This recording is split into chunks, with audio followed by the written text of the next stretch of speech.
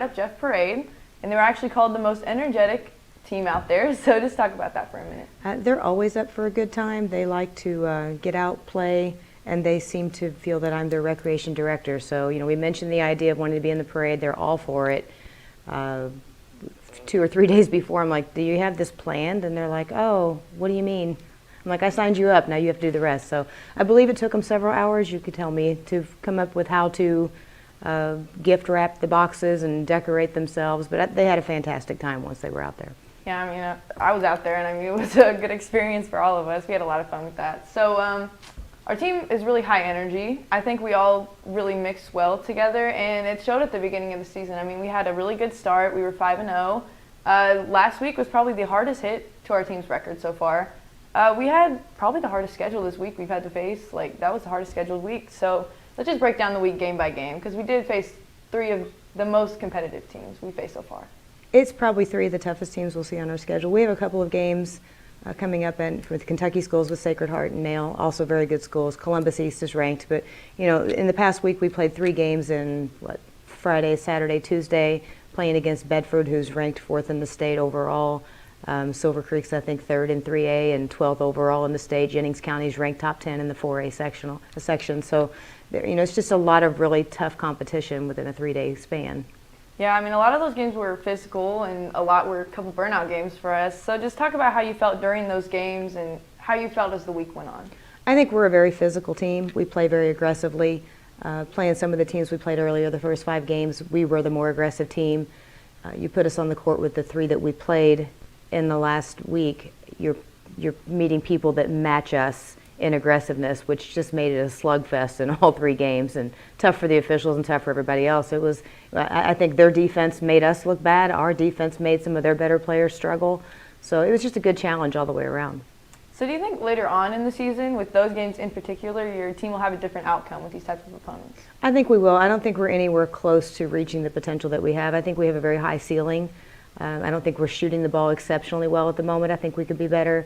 Our free throw percentage hasn't been outstanding, so that will improve. Our defense has been carrying us. A lot of decisions on offense that we're really working on, being better at decisions with the ball in our hands, being a little more patient. So I think we have a lot of room to grow, and I expect that to really kind of come full circle by January. So facing these losses, do you think your team's energy has shifted within each other?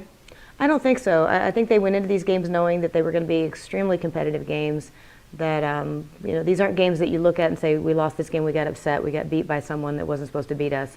These were teams that we were supposed to not be able to compete with, and we competed every game, which I thought was phenomenal. We didn't give up, we didn't walk out there, we weren't intimidated. I thought at times last year we were intimidated when we started games.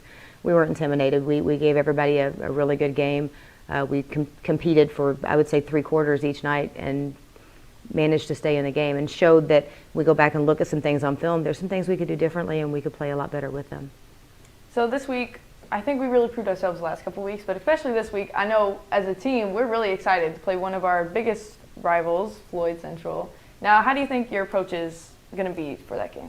I think it's like every other game. You watch film, you pay attention to what they're going to do defensively, and you prepare for that, and you watch for tendencies in players and things you want to take away from certain players to try to stifle what they like to do. Of course, our focus is going to be Kaiser. She's their primary scorer. They do have a couple of young freshmen that they're playing, and it should be a good game. So, especially being a player on the team with you, I know you talk a lot about community. So just talk a little bit about how community is effective in your team, and how the younger generation and what it means to you all as a team. I think community is everything, and it's something we really work on with the girls, is trying to get everybody to understand that you are not playing just for you. You're playing for every person who shows up and watches you play, pays the $6 to get in here and watch you play, and getting that message across. And occasionally I get quoted at practice for looking at people and going, it's just not all about you, and that's really kind of the truth. And we really want those younger kids to want to come out and be part of Jeffersonville. I want every kid who leaves here to proudly say, this is where I went to high school and this is where I played basketball, and I'm proud to be here. So talk a little bit about the upcoming elementary night on December 14th. This has blown into something so much bigger than I originally intended. We didn't have any home games beyond Thanksgiving except this one game on the 14th. So, we had it set that this was the game that Carl Truman was sponsoring this game. So, presenting the game ball for that. And I said, hey, we're going to have to bring elementary kids in that night because I don't have another night and I want to get that in before Christmas. So I got to talking to my players, and I realized that every single player on this team is a Jeffersonville Elementary School player. And that's phenomenal. You just don't see that anymore. I've been coaching 20 plus years. I've not seen that. I think even in some of the teams I had at North Harrison, which is a small community, I still had kids who had moved in middle school.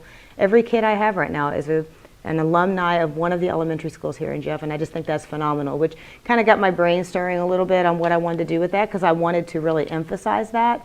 I think we live more in a world right now where if I don't like things the way they're going in my school, I'll just go somewhere else. And these kids stay here and they're playing at Jeff, and I think it's phenomenal, and I think they love what they're doing. They enjoy each other, and they really understand the concept of team. So I had some shirts made with that concept in mind a few weeks ago to throw out at games. We're going to throw the shirts out. New Washington State Bank has sponsored the shirts that were the giveaway that the high school girls will throw out. But I kind of had this little brainstorm that I kind of wanted every kid that's playing in our elementary program to have one of these shirts. So I found some sponsors to do that. Republic Bank, Carriage Ford, Lincoln Crum Realty and Auctioneer, and who am I missing? Westmoreland Pharmacy. Said they would sponsor the shirts. They thought it was a great idea too for all the kids to have shirts. And then Parlor Pizza is going to feed them that night. So I'm super excited about how the community just said, yeah, that's a great idea, we'll help. And getting all that taken care of. So I don't even know if I've gotten all that information to the elementary coaches yet. They've kind of gotten a preliminary, but yeah, we're going to feed you, we're going to introduce you, we're going to make a big deal out of you, and I think it's going to be a lot of fun. Yeah, I'm sure our team's really excited about that as a player. But just make sure to come out on the elementary night on December 14th. This has been Lily Fondrisi along with Missy Boyles signing off on 98.5 WJHI LP Jeffersonville.